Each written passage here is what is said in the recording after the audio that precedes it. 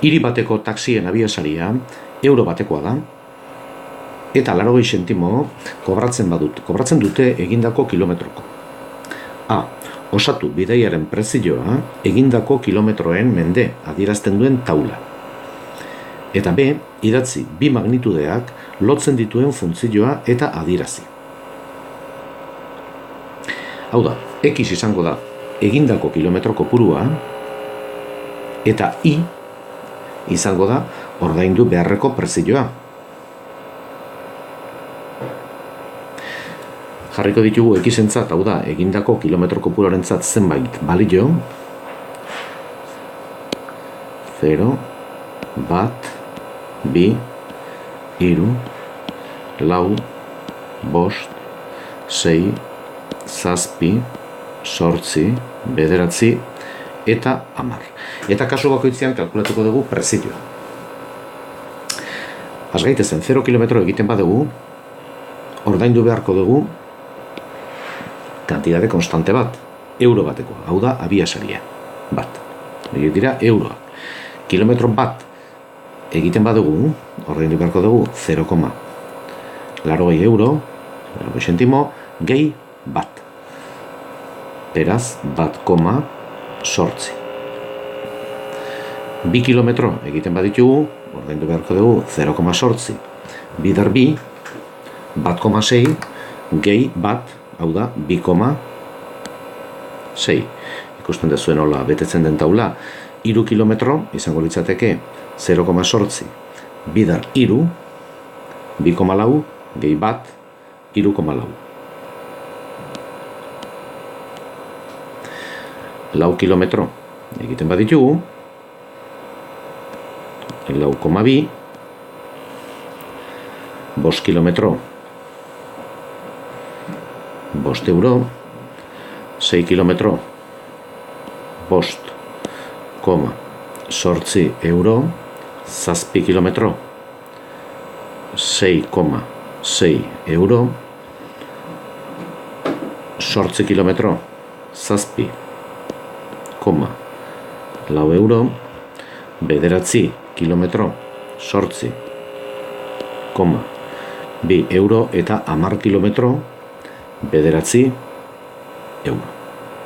Hau da, bigarren zutabe hontan unitatea euroak dira, eta lehenbiziko zutabe hontan kilometroak.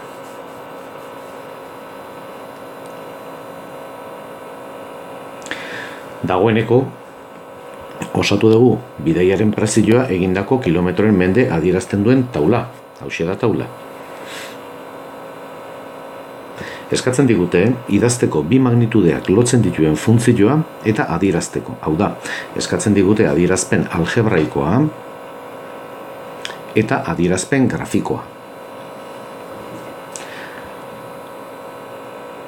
Adierazpen grafikoa kalkulatzeko edo adierazteko egiteko dakigunez hau zuzen bat dela, hartuko bagenitu bi puntu nahikoa izango litzateke.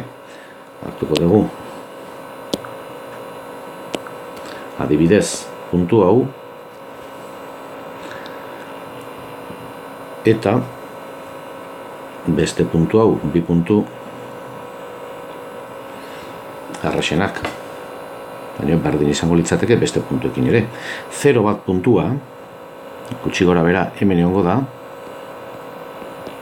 ikusten duzu eskala bikoa dela, eta bost, egongo litzateke x bost, y bost, gutxi gora bera, hor. Beraz, funtzioaren adierazpen grafikoa izango litzateke, gutxi gora bera, horrelako zerbait. Kasu honetan ez dauka sentidurik kilometro negatiboak egitea. Konprobatuko dugu GeoGebraren bitartez geroxego funtzionen forma. Orain kalkulatuko dugu funtzio honen adierazpen algebraikoa. Dakigunez, iberdin mx gehi n erakoa da, formakoa da,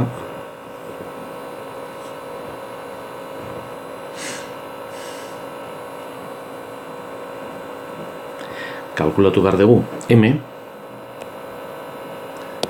malda eta N dakigunez ordenatua jatorrian. Kasu honetan N kalkulatzea oso sinplea da. Galdetu behar diogu gure buruari X 0 denean I zenbat da, hau da. Zenbat da distantzia hau. Dakigunez X0 denean distantzia hau da bat. Beraz, N-ren balioa izango litzateke bat. Izango balitz bat, baino beheraka izango litzateke minus bat, baino kasu honetan ez luke sentidorik eukiko. M kalkulatzeko ezagututa adierazpen grafikoa egin genezake modu honetan.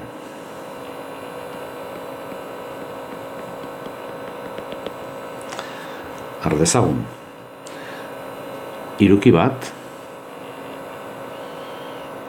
edo zein hirukia nahi dut esan edo hau edo beste hau hartuko dugu hirukio. Bestea ezabatuko dut. Eta M kalkulatzeko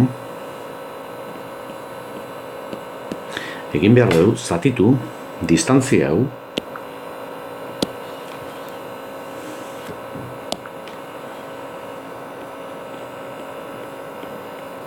zati distantzia hau.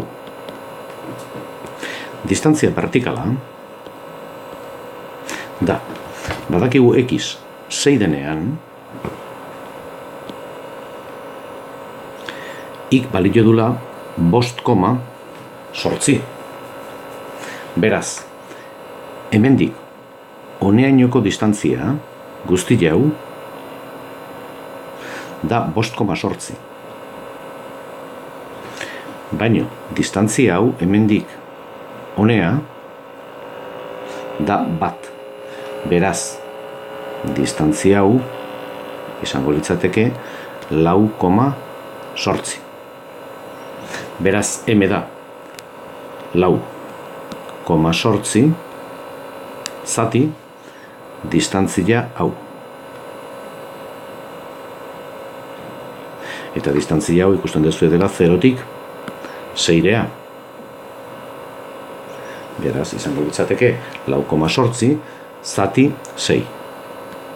Hau da 0,8. Eta honekin kalkulatuta geneukan eukiko genuke funtzionen adierazpen algebraikoa. Hau da, errepikatzen dut I berdin mx gehi n, baina kasu honetan ezautzen dugu m eta n, beraz I berdin 0,8 x gehi bat. Hau izango litzateke funtzio horren adierazpen algebraikoa. Orain bai, GeoGebraren bitartez irudikatuko dugu konprobatzeko. I berdin 0,8 x gehi bat. Eta ikusten dugunez, leheno ateratako funtzioaren berdina da.